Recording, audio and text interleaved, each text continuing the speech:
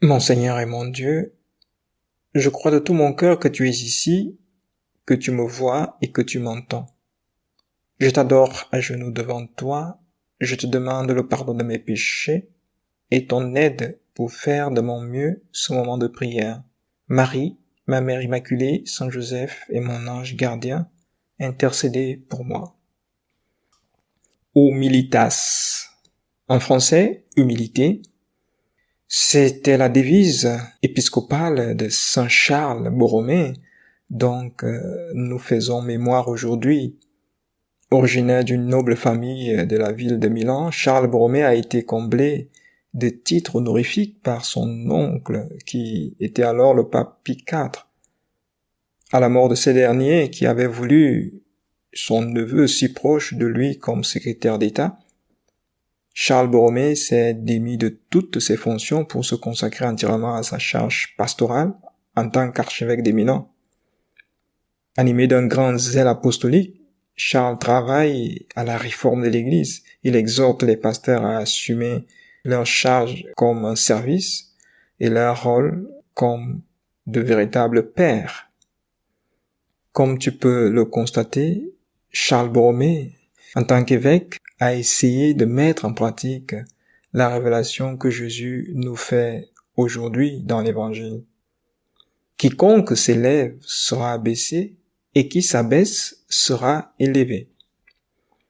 Seigneur, par cette révélation, tu m'invites à rechercher la dernière place, non pas comme une stratégie pour parvenir à la première, mais comme une conformité avec la vérité.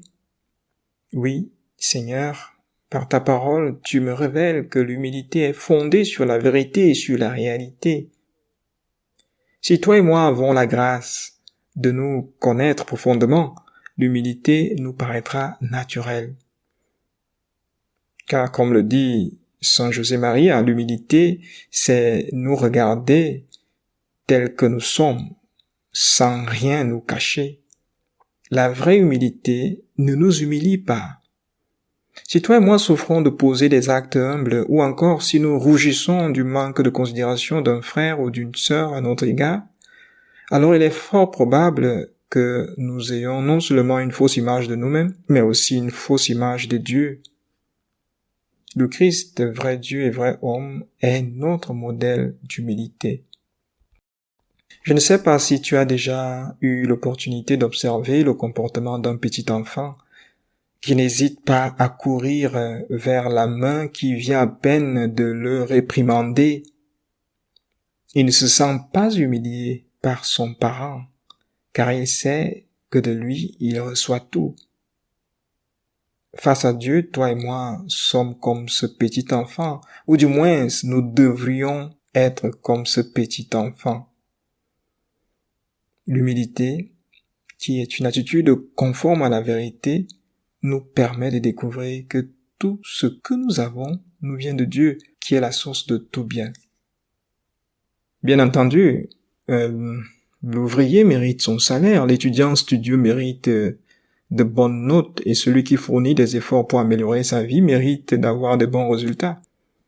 Mais ce mérite existe si et seulement si toi et moi sommes en vie, en bonne santé et peut-être aussi nantis d'une certaine intelligence, une intelligence que nous ne pouvons justifier la possession. Bref, toi et moi découvrons bien vite que nous n'avons rien que nous ayons reçu. La découverte de cette vérité et l'acceptation de celle-ci nous conduisent inexorablement à l'humilité vis-à-vis de Dieu et vis-à-vis des autres. Mais pourquoi le Seigneur nous veut-il humble? Pouvons-nous nous demander? L'homme orgueilleux a souvent vu en Dieu une menace pour son épanouissement, une sorte d'asservissement et d'aliénation au point de vouloir tuer Dieu et se faire lui-même Dieu. Comme le disait Saint José-Marie, l'orgueil nous pousse à suivre, peut-être sur des points très insignifiants, ce que Satan a insinué à nos premiers parents. Vos yeux s'ouvriront et vous serez comme des dieux qui connaissent le bien et le mal.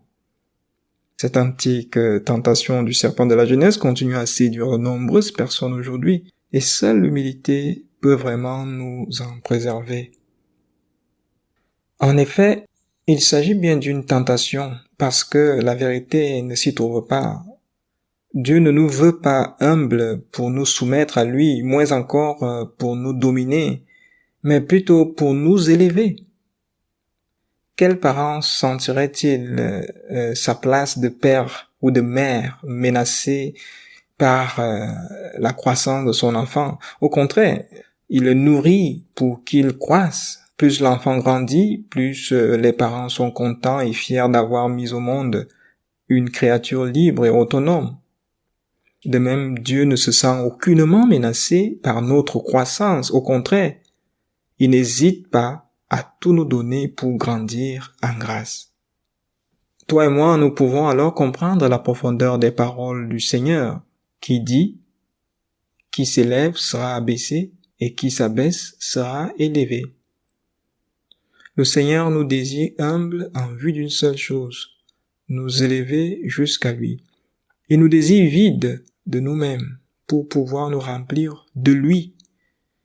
Comme un seau ou un verre d'eau plein ne peut rien accueillir sans verser son contenu, toi et moi ne pouvons accueillir la grâce de Dieu sans nous vider de nous-mêmes en arborant la vertu de l'humilité. L'une des plus grandes manifestations de l'humilité est la prière. Comme le dit Saint José Maria, la prière est l'humilité de l'homme qui reconnaît en même temps sa profonde misère et la grandeur de Dieu, à qui il s'adresse et qu'il adore, de sorte qu'il attend tout de lui et rien de lui-même. Si tu es attentif, tu te rendras compte que la plupart du temps, nous négligeons la prière pour la même et unique raison, le manque de temps. Non pas parce que les journées deviennent plus courtes, mais parce que nous utilisons le temps alloué à la prière pour d'autres occupations qui ne sont pas nécessairement de moindre importance. Cette attitude, souvent justifiée par l'urgence, révèle en effet notre manque de confiance en l'action de Dieu dans ce que nous entreprenons. Nous n'arrivons donc pas à comprendre la réalité de cette parole du Christ qui nous dit que sans lui, nous ne pouvons rien faire. Dans sa grande réforme du clergé et de la vie religieuse, le cardinal Charles Borromée n'avait cessé de s'appuyer sur la prière. Elle était sa force, malgré les contrariétés et les résistances qui se manifestaient parfois de manière violente. On raconte qu'un jour, alors qu'il priait, il fut agressé par un religieux qui s'opposait farouchement à sa réforme. Mais Dieu préserva la vie de son serviteur. Un serviteur qui ne craignait pas pour sa vie, même face à la grande peste qui frappa le peuple dont il avait la charge. Celui qui s'abaisse sera élevé. Charles avait bien compris que le Seigneur élève pour nous permettre de mieux servir. Mais ce service n'est possible que si celui qui est élevé s'abaisse au niveau du plus petit. Je ne sais pas si tu as entendu parler de Sultan Kösen, l'homme le plus grand du monde, avec une taille de plus de 2,5 mètres. Je suis sûr qu'il est mieux placé pour comprendre avec plus de facilité la réalité de l'abaissement. Combien d'efforts doit-il fournir pour descendre au niveau d'un petit enfant qui, allongé à même le sol, aurait besoin de son aide? Mais une fois l'enfant pris dans ses bras, il peut le soulever plus haut que n'importe quel homme sur la terre. Dans un plan surnaturel, le Seigneur fait de même avec toi et moi. Par son incarnation, il s'est abaissé jusqu'à nous pour nous élever jusqu'à lui. Mais nous ne pouvons pas oublier que nous sommes soutenus par ses bras et que, comme lui, nous aussi devons soutenir les autres. Seigneur, donne-moi de comprendre combien tu me veux petit pour m'élever, non pas pour trôner, mais pour mieux découvrir ton visage et l'identifier dans tout ce qui me côtoie, aussi bien en famille que dans mon lieu d'étude ou de travail. donne-moi de m'inspirer de cette prière du cardinal Raphaël Méry, afin que moi aussi un jour je puisse désirer que les autres soient plus grands que moi, que les autres soient plus estimés que moi, que les autres soient loués et moi oublié. Donne-moi de désirer, enfin, que les autres soient plus saints que moi, pourvu que je devienne saint tant que je le puisse. Je te remercie, mon Dieu, des bonnes résolutions, des beaux désirs et des lumières que tu as sémées dans mon cœur pendant ce moment de prière. Je te demande de m'aider à les faire fructifier. Marie, ma Mère Immaculée, Saint Joseph et mon ange gardien, accompagnez-moi toujours en chemin.